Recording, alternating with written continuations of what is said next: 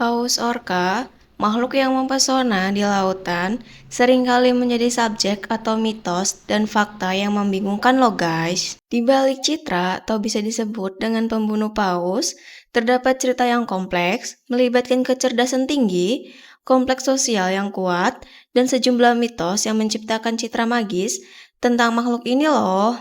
Marilah kita jelajahi dunia mitos dan realitas yang mengelilingi paus orca.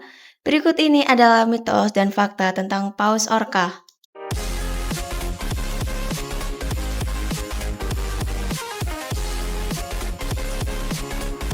Nomor 1.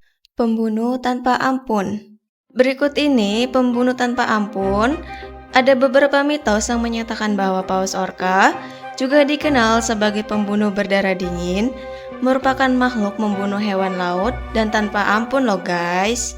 Citra ini juga menciptakan pandangan bahwa paus orca adalah predator yang sangat agresif dan kejam dalam berburu loh.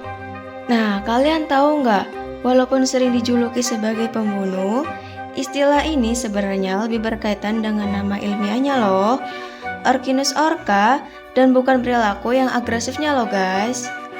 Paus orca memangsa beragam mangsa, termasuk ikan, anjing laut, dan bahkan paus balen loh.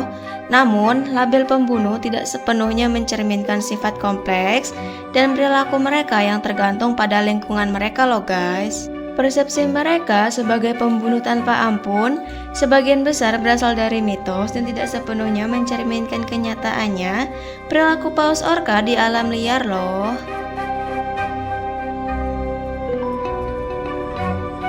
Nomor 2. Paus orca sebagai pembunuh manusia.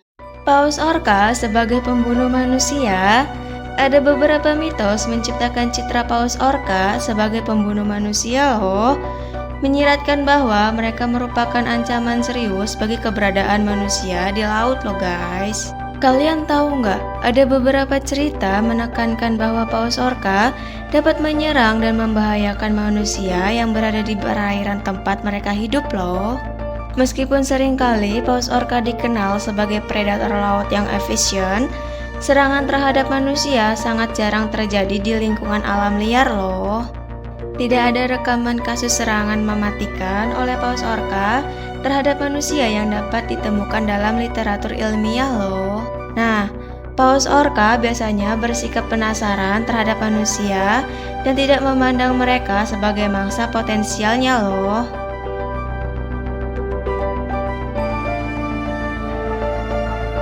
Persepsi tentang paus orca sebagai pembunuh manusia lebih bersifat mitologis dan seringkali dipengaruhi oleh narasi dramatis dalam media daripada kenyataan perilaku paus orca di alam liarnya loh. Penting banget nih untuk menciptakan pemahaman yang seimbang dan realistis mengenai interaksi antara manusia dan paus orca loh.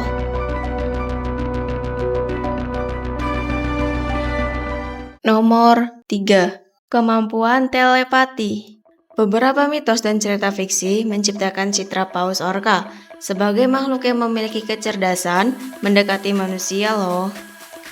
Kemampuan telepati. Dalam beberapa kisah mitos, paus orca digambarkan memiliki kemampuan telepati, memungkinkan mereka berkomunikasi atau mentransfer pemikiran secara langsung tanpa menggunakan suara atau gerakan fisiknya loh. Pemahaman mendalam tentang manusia.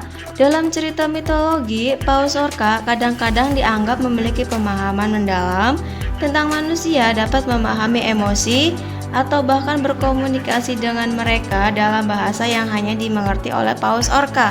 Pemahaman simbolis. Paus orca dalam mitologi mungkin dianggap memiliki pemahaman simbolis yang mendalam dan dapat membaca tanda-tanda alam atau kejadian yang tidak dapat dimengerti oleh manusia.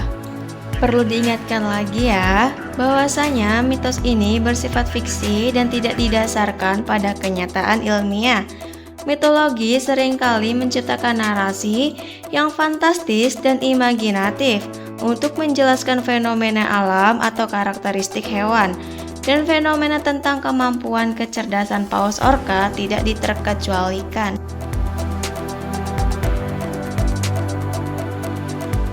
Nomor 4. Pembawa hoki atau keberuntungan. Pembawa hoki atau keberuntungan dalam beberapa komunitas pesisir, paus orca dianggap sebagai makhluk yang membawa hoki atau keberuntungan kepada mereka yang berhubungan dengan laut.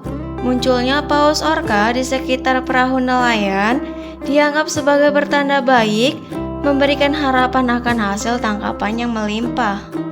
Masyarakat pesisir tentu mungkin menghubungkan kehadiran paus orca dengan keberuntungan dalam menangkap ikan atau menjalankan kegiatan perikanan. Paus orca yang terlihat bermain atau berenang di dekat kapal nelayan dapat dianggap sebagai tanda positif, dan cerita-cerita tentang pertemuan seperti itu mungkin berkembang menjadi mitos pembawa hoki.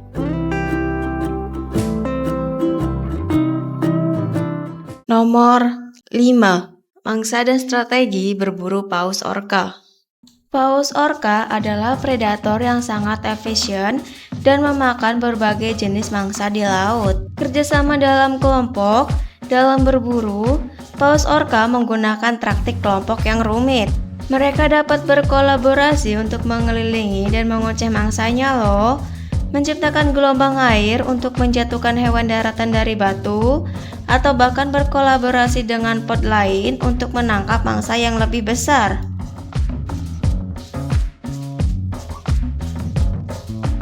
Menggunakan teknik pengoceh ini, paus orca terkenal dengan menggunakan teknik pengoceh yang canggih. Mereka dapat menyerang secara tiba-tiba dari bawah atau menggunakan gelombang untuk mendekati mangsa dengan lebih hati-hati. Penggunaan ekor paus orca adalah alat penting dalam berburu loh. Mereka dapat menggunakan untuk menghentakkan air, menciptakan gelombang yang kuat, atau bahkan memukul mangsa yang berada di air. Predasi terhadap hiu besar. Beberapa pot paus orca di seluruh dunia dikenal memangsa hiu besar, seperti hiu putih besar. Mereka memiliki teknik khusus untuk melumpuhkan hiu, termasuk membalikkan hiu untuk membuatnya tidak berdaya.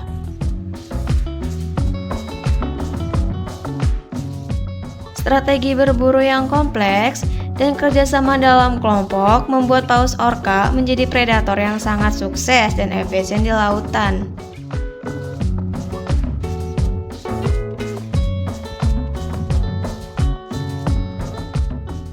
Itu saja pembahasan kali ini. Like dan subscribe jika kalian suka, dan dislike jika kalian tidak suka. Sampai jumpa di video selanjutnya.